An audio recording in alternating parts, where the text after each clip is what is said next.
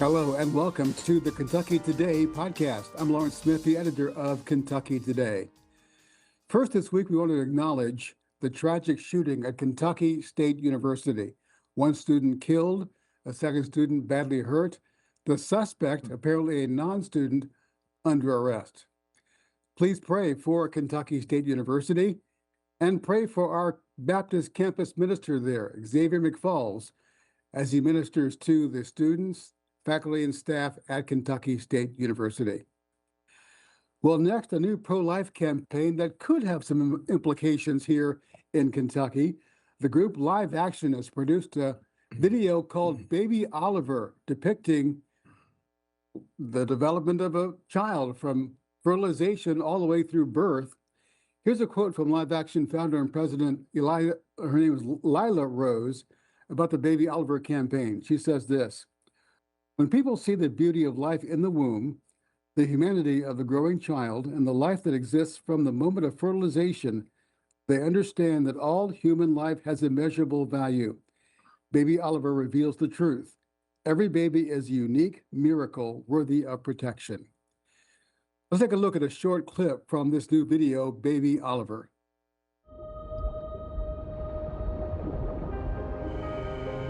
Before a new human being comes into existence, there is just one egg from the mother. And there are tens of millions of sperm cells from the father, although only one will bond with the egg. This moment is called conception or fertilization. Each parent provides chromosomes, 23 from the father and 23 from the mother. These chromosomes contain DNA, the coding that determines male or female, the color of the eyes, the texture of the hair, and countless other traits. This is a boy named Oliver. I talked to Kentucky Today's Life Issues reporter, Tessa Redmond, about the Baby Oliver video and the possible implications here in Kentucky. Tell us about the organization behind the Baby Oliver video, Live Action. What do we know about them? Yes, first of all, thanks for having me on again, Lawrence. I do appreciate it. Live Action is a human rights nonprofit, and they focus on ending abortion through culture shifts and law changes. It was actually founded in 2005 when their president was just 15 years old. Now they're involved in a lot of things like investigative reporting on pro-life issues, community activism, and producing educational content like Baby Oliver, the video. So they're a pro-life organization that is approaching it from a human rights angle, is what it sounds like. Mm-hmm. Yes.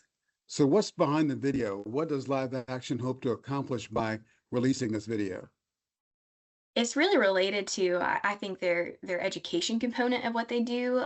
Live Action has called Baby Oliver both a sequel and a companion to Baby Olivia, which is a video that was released in 2021, and it explores earlier stages of human development with greater detail and, in their words, greater scientific clarity. Lila Rose, Live Action's founder and president, she said that when people see the beauty of life in the womb, the humanity of the growing child, they realize that all human life has value, immeasurable value. So it's really about education. And in fact, their earlier video has sparked new fetal development education laws in several states like Kentucky's neighbors, Tennessee and Indiana.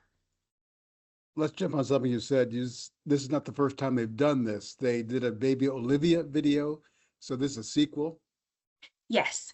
Yeah, like I said, that video came out back in 2021, and at the time, it was pretty groundbreaking. It used animation to depict clearly what ultrasounds already show us, but it was in a way that was accessible to those of us who are not medical professionals, who are trained to read ultrasounds with those images and video.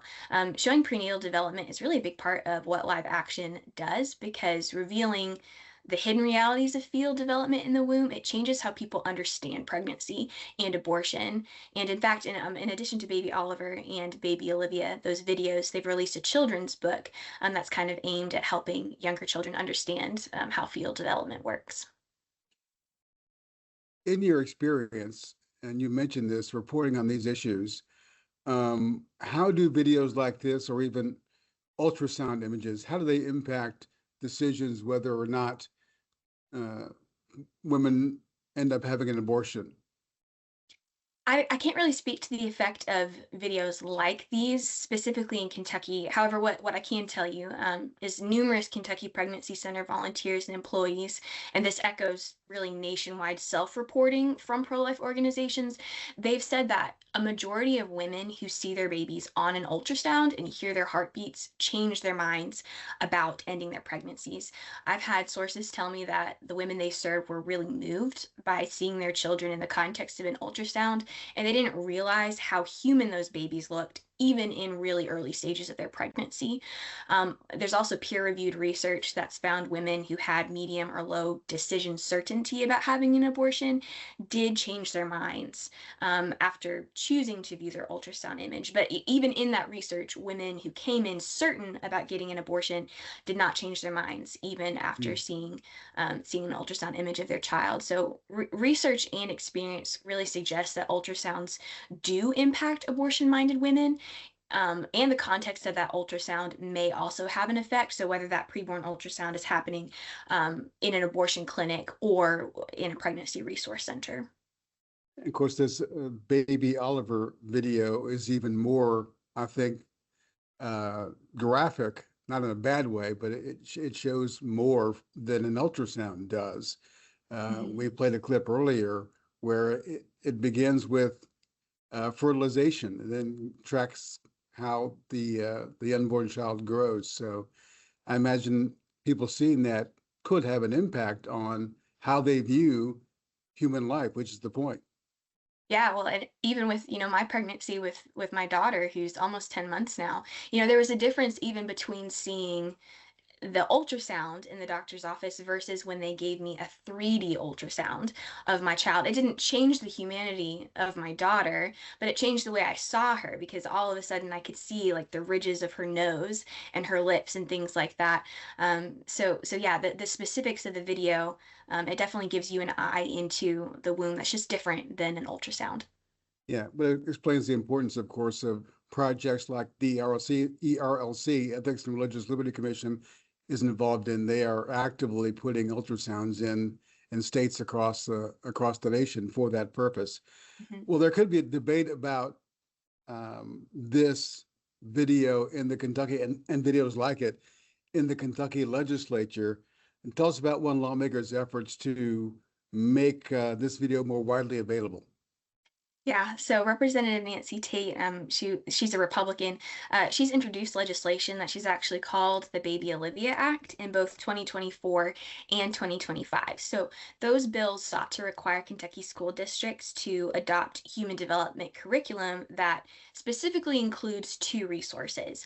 First, a video that's like Baby Olivia or Baby Oliver in this context, not necessarily those videos, but videos that are animations that depict what's happening during human development in the womb. And then second, a high quality ultrasound that I believe it was in earlier bill text, it was supposed to be about 3 minutes long, that shows key field developmental milestones. So it stalled in committee both years, but Representative Tate has said she plans to reintroduce that bill again this session. She didn't respond when I asked if Baby Oliver, the video, would impact her legislation this year, but I do know she's talked about revisiting that in the upcoming session.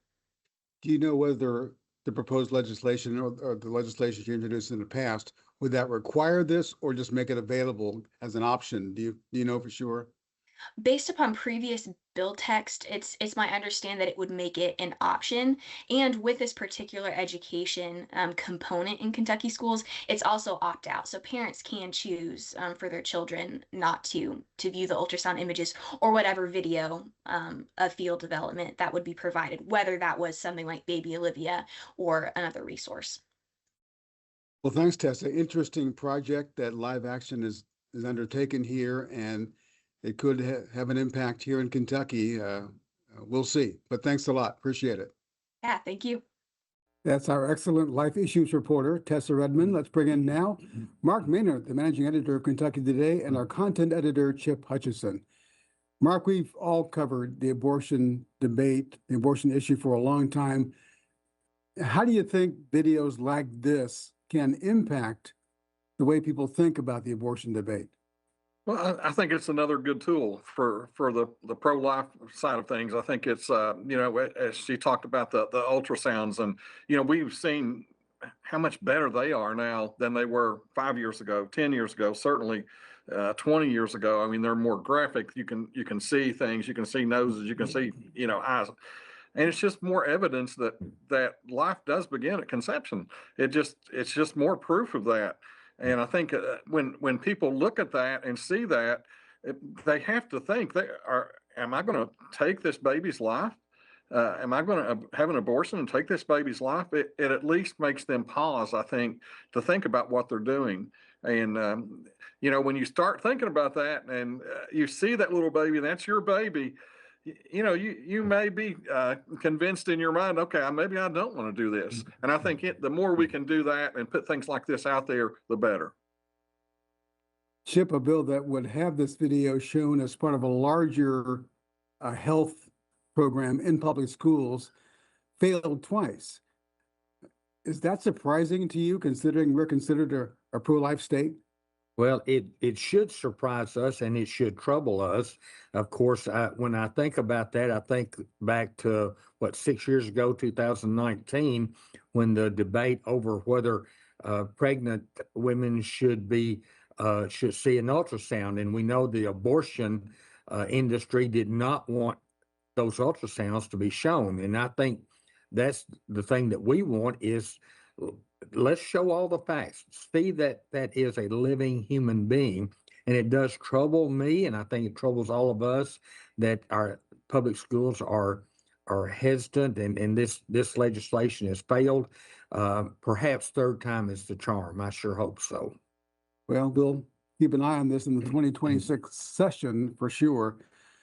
Mark, you did another story that could impact public schools, and that's an effort to allow students to go off campus to receive Bible training. Yeah, it's called LifeWise Academy, and it started 8 years ago in Columbus, Ohio. And they're pretty big right now, actually, and they're actually kind of coming into Kentucky now for the first time and trying to broaden their appeal. And what that's all about, Lawrence, is that think VBS, think Sunday school, that kind of thing. But there are three things that have to happen. You have to be off campus.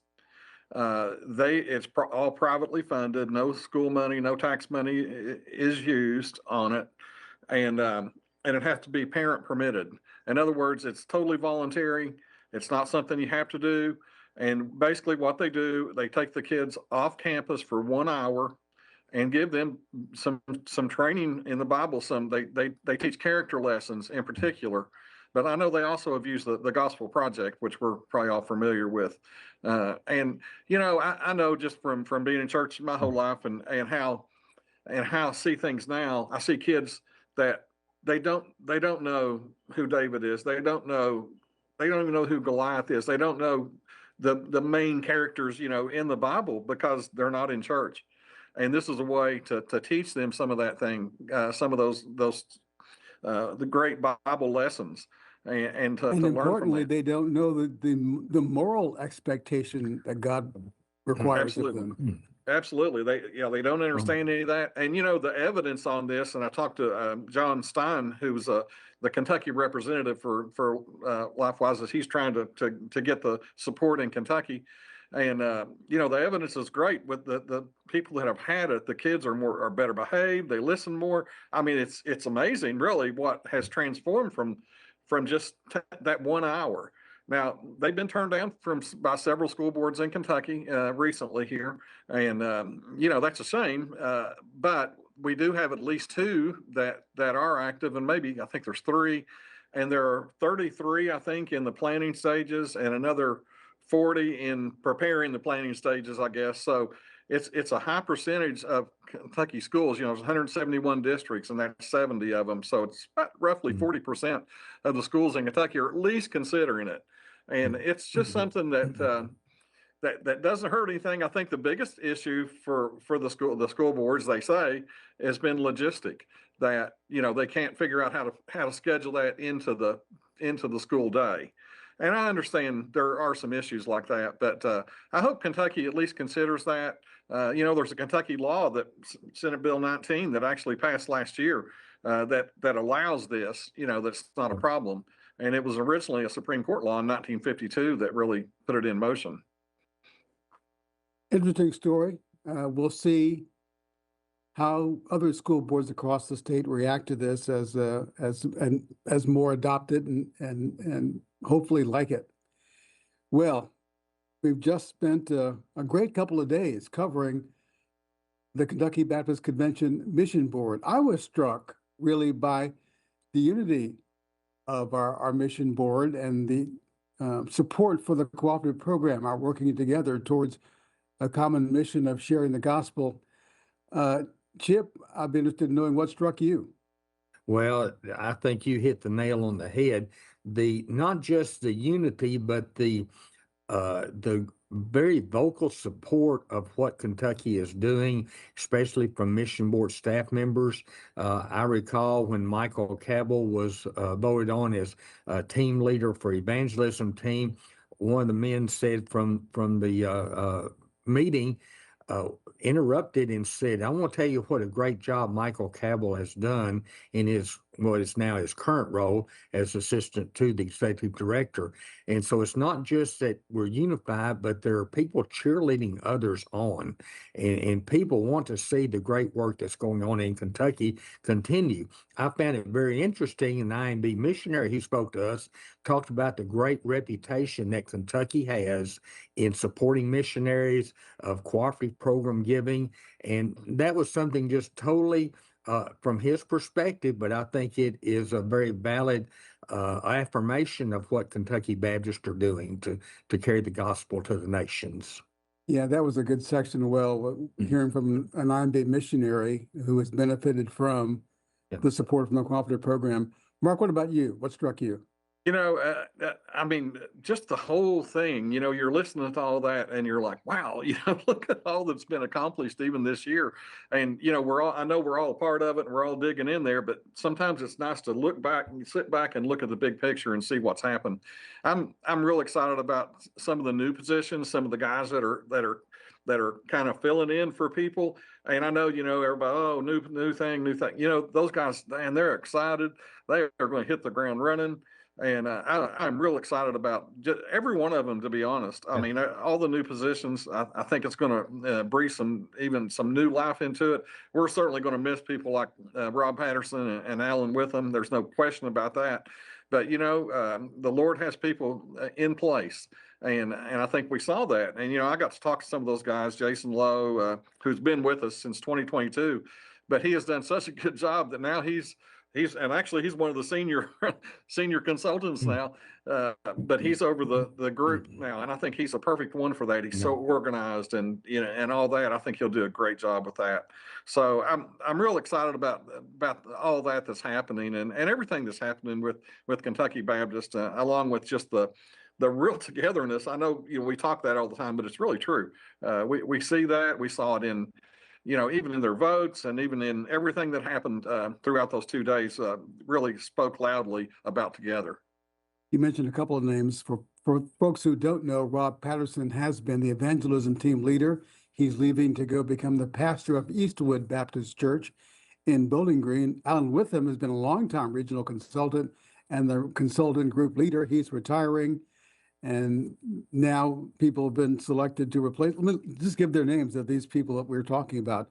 Michael Cabell is the new evangelism team leader.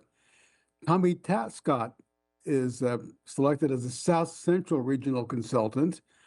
And East Region consultant, as you mentioned, Jason Lowe, he's going to be the new leader of the regional consultant group. So he'll lead the entire group. Also, KBC Executive Director Todd Gray outlined several accomplishments of this past year and outlined some priorities for the coming year, including promoting the Baptist campus ministry, which we mentioned earlier in light of the KSU shooting. But he wants that to become as well known as other things that we do, like Sunrise Children's Services and disaster relief. So we have campus ministers on more than 30 campuses, at least a presence in 30 campuses across the state, and we want that to grow. so that more students have the opportunity to hear the gospel. Well, you can read about all that, of course, on Mission Board meeting on Kentucky Today. But I want to end with this aspect of it. Chip, the KBC gave a special Christmas gift to some retired pastors and widows. Yes, and that's so significant. So mission dignity, and that is a facet of Guidestone Financial Services. Guidestone provides a number of services to churches, especially in the area of retirement. But something that is an aspect of it is mission dignity. It's funded completely by donors, and it sends a monthly check to, in Kentucky, 66 retired Kentucky Baptist pastors and their widows whose husbands have gone on to be with the Lord. And so these are people who have served the Lord faithfully. They have to have had 10 years of service in Kentucky Baptist churches. They must meet they're at the poverty level. There are poverty guidelines there. And so Kentucky approved providing an extra check, a 13th check, to these pastors and pastors' widows to help them with Christmas. What a great move, and so thankful that these people later on in life, I know majority of them are well past what we consider to be retirement age, that they can be taken care of. So what a great move of compassion. It just shows you, again, the unity of purpose behind what we're doing at the Kentucky Baptist Convention. That was a big illustration of that. Well, as we're running out of time, I do want to talk about this, Mark. We had a story this week about some unique ways that pastors are promoting the Lottie Moon Christmas offering, which benefits the International Mission Board. Yeah, one is Bart Barber, who former president, and he has a jingle. He's out in Texas, and he's got some animals out there. So I think we maybe have a little clip of that. Can we play that? Yeah, let's see that. Put her in your estate, Lotta Lottie, fill the offering plate. Your gift is your decision, but we think you should know it takes a whole lot of Lottie just to make it all go. Okay, that's so bad it's good, Well, it's kind of catchy, a little bit. If you want to hear the rest of it, it's on in the story about that. And another one is one of our Kentucky Baptist pastors, Tim Harris, who is quite the artist, and he's a big time artist, if you ask me. He does the pastels, the pencil art, and he has a cardinal. In winter, it's it's just a beautiful picture. I mean, that's one you'd want to put on your wall.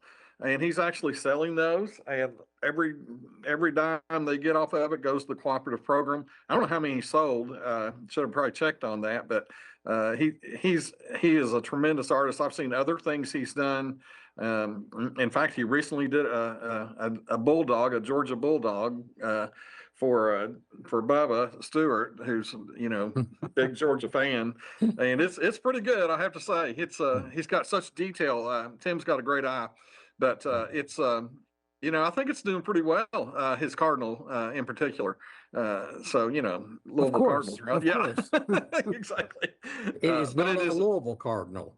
No, yeah, let's hope not. Right? No, it's just a real cardinal, but it's beautiful. It is certainly suitable for framing and hanging up in your house. So, and I think it's $20, and I think you pay shipping $10 or something. But the address and all the information is in the story as well as part. If you would like to, if you're interested in that, there's actually a picture of that in the story as well. So, if you're interested, look that up on Kentucky Today. And of course, his wife, Becky Harris, is our controller here at the KBC. But support the Lottie Moon Christmas offering. We have more than 3,000, close to 4,000, 3,600 or so international missionaries who are sharing the gospel around the world, supported by the cooperative program, but also by the Lottie Moon Christmas offering. Chip, we're going to end with you. A really heartwarming story about a woman who ran the race well. a church member who was active and faithful until the very end at age 101. Yes, Mary Polkley, faithful member, a longtime member at Mumfordville Baptist Church, died in November. Billy Compton is the interim pastor there, and he preached her funeral. He says she not only lived well, but she died well. Up till just a couple of weeks before her passing, at the age of 101, she was crocheting house shoes for Operation Christmas Child, for those shoe boxes. And when the church completed their shoe boxes, they include a photo and a little information about her, so that those children who were receiving those shoe boxes would know who was responsible for at least part of those shoes. And here's a woman who her husband passed away. She was in her 80s. She was asked, "Would you serve in the preschool department?" And she said yes. And it was always yes. When Billy Compton preached her funeral, he issued a challenge in her memory would people donate Gideon Bibles. And within a week, more than 130 Gideon Bibles were donated in her honor. So it just gives you a classic illustration of how faithfulness impacts other people, and what a great life she had. Yeah, it is encouraging to see stories like that of men and women who, as I said, ran the race well, finishing well. It encourages those of us who are getting up there, still younger, but getting up there as well. So thanks for that story, and we appreciate her wonderful life. Well, you can read about that, of course, and the mission board meeting and more on KentuckyToday.com. While you're there, sign up for our daily email, a morning briefing. You can get your news in your inbox every morning. And for more on the Kentucky Baptist Convention and the cooperative program that makes this program and so much more possible, go to kybaptist.org. Lord willing, we'll see you next time on the Kentucky Today podcast.